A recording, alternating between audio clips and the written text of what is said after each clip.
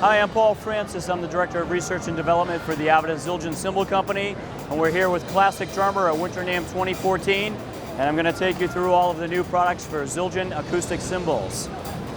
New for 2014 is a new voice in our archaic Zildjian series called Carope. We've been getting a lot of feedback and input from a lot of our top artists and dealers and distributors on getting back to a very classic type of cymbal sound that was being used in the 50s, 60s, and 70s. So we've created this line Carope, which comes in 18, 19, 20, and 22-inch sizes. Now, I'm not going to tell you whether or not they're a ride or a crash because we developed cymbals. So we're not going to tell you how to play them or what they should be used for. We're going to let the drummer determine this. And as you can see, these cymbals have a very dark appearance to them. We spent a lot of time trying to come up with an aged appearance because we've been asked to, over the years, can you make the cymbals look older? So we did a lot of research into getting it to patina right away without cymbals having to take time over about 20 years to do it. We also took a lot of time researching the bell shape, the curvature, the taper, what type of hammering that we should use.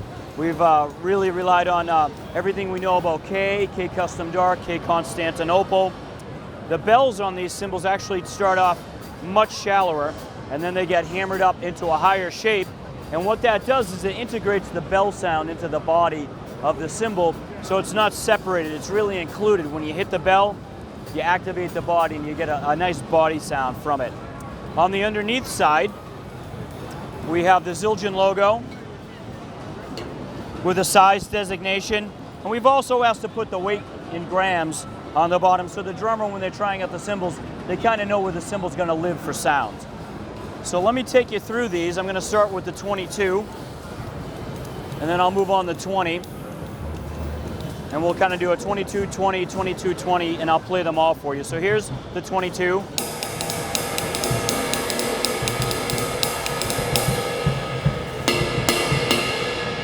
And you can notice when I play the bell, it really activates the body of the cymbal. It's very, very old school cymbal sound, whether you have some old Ks or old As.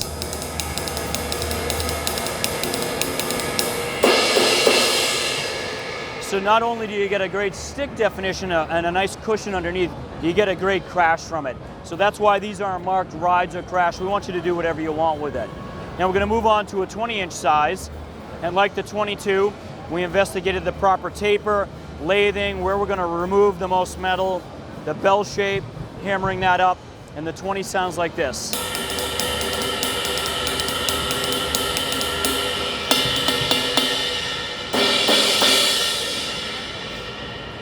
So that's a 22 and a 20, and we're just going to move down the line. I'll play another 22, and what you're going to hear is you're going to hear a family resemblance, but because of what we're doing with the hammering, the taper, and the cup shape, everything's kind of individual to that piece of metal.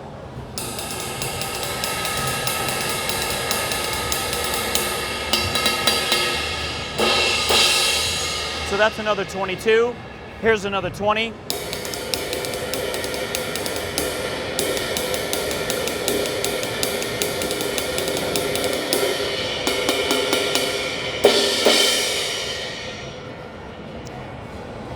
Another 22.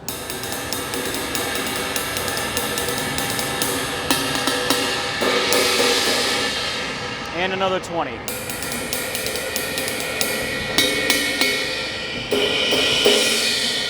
During the development of this, we sent out several sets of prototypes to people like Steve Smith, Steve Gadd, Peter Erskine, Kenny Aronoff, Teddy Campbell.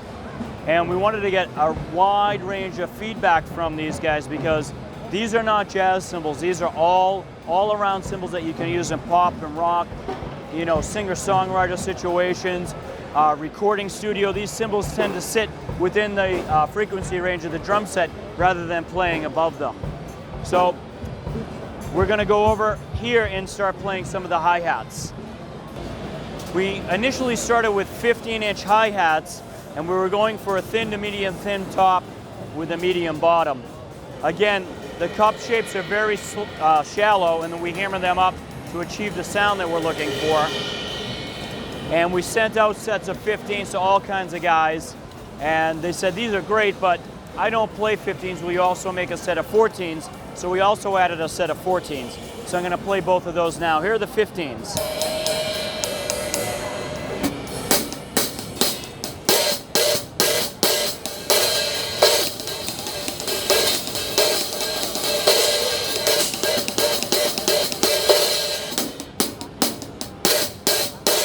So to me, the 15s have a real Motown flavor to them. Here are the 14s.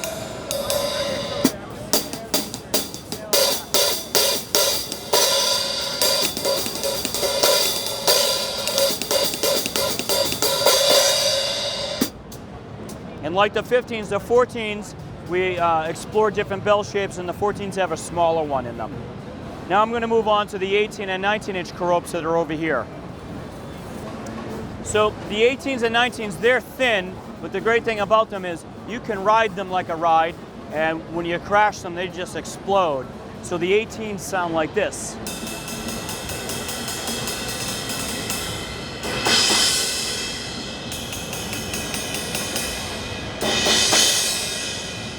And then we have the 19s.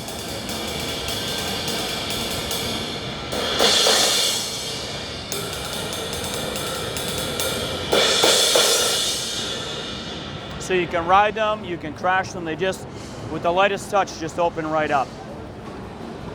We brought back 2 models out of retirement because the trends in music are going to bigger cymbals with smaller setups. We have a 20-inch K-Dark Crash Thin that had been in the catalog for years. And this is just a great cymbal. You can ride it lightly, you can crash it, it's got a nice bell, and it sounds like this.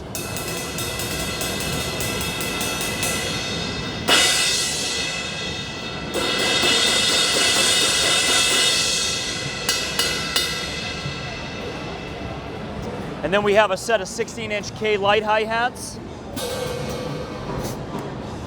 And these were in the catalog for a while as well. And we had some drummers saying, we want a 16-inch offering, so we brought them back out of retirement. And they sound like this.